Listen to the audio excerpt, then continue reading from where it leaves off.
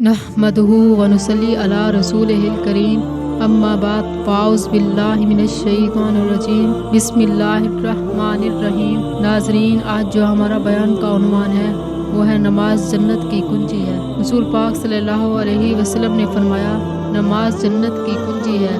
अल्लाह ताला ने हमें दुनिया में कामयाबी के लिए एक ख़ास राज अता फरमाया है। वो राज क्या है? वो राज नमाज है। वो राज जो बंदे और रब के दरमियान एक मजबूत रिश्ता है। वो नमाज जो मोमिन की महराज है। वो नमाज जो रूह की ग़ज़ा है। वो नमाज जो दिल का सुकून है। कुरान पाक में अल्लाह ताला फरमाते हैं, क़द अफ़लहल मुमिनून अल्लज़ीना हुम फ़ी सलातिहिम ख़ाशिऊन। बेशक कामयाब हो गए वो लोग जो अपनी नमाज़ों में आजिज़ी करने वाले हैं।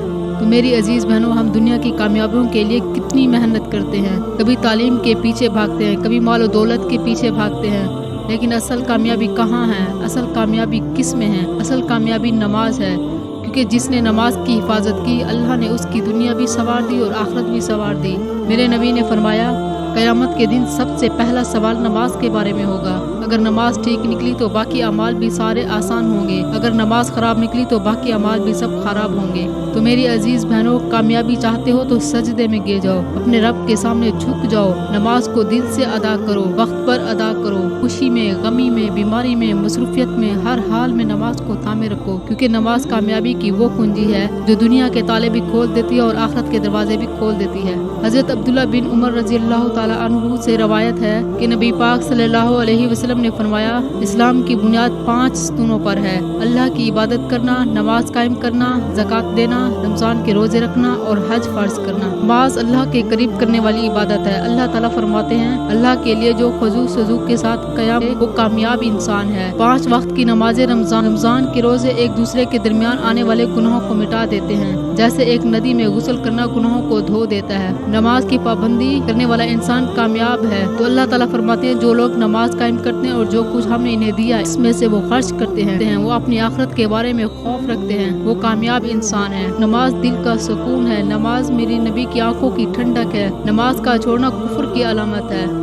एक बार एक शख्स था जो गुनाह करता था, लेकिन वो नमाज पढ़ने में लापरवाह नहीं था। वो रोजाना 5 वक्त की नमाज पाबंदी से पढ़ता था, लेकिन इसकी जिंदगी में एक बड़ी मुश्किल थी। वो नमाज तो पढ़ता था मगर इसके साथ साथ गुनाह की दलदल में भी फंस चुका था। वो झूठ भी बोलता, लोगों को तकलीफ भी पहुंचाता और नाफरमानी के काम भी करता था। एक दिन इसकी मुलाकात एक बुजुर्ग से हुई जो दीन की गहराई को समझते थे। इसने अपनी जिंदगी के बारे में बुजुर्ग से बात की और कहा, मैं नमाज पढ़ता हूँ लेकिन मैं गुनाह भी करता हूँ, अल्लाह की रजा के लिए कुछ नहीं कर रहा हूँ। बुजुर्ग ने जवाब दिया, तेरी नमाज गुनाहों की माफी का दरवाजा है, लेकिन नमाज के साथ गुनाहों का इर्तिकाब नहीं चल सकता। नमाज के असरात तब ही मुर्तब होंगे जब दिल में तकवा और खौफे खुदा होगा। तो ये बात उस शख्स के दिल में घर कर गई। तो इसने अपनी जिंदगी को बेहतर बनाने का अहद कर लिया। इसने गुनाहों से तौबा की, अल्लाह से मदद तलब की और अपनी नमाजों को खुशू सजू पढ़ने लगा। इसका दिल साफ हो गया, इसकी जिंदगी में तब्दीली आ गई। वो नमाज को अपने दिल की सुकून का जरिया बनाने में कामयाब हो गया और गुनाहों से बच गया।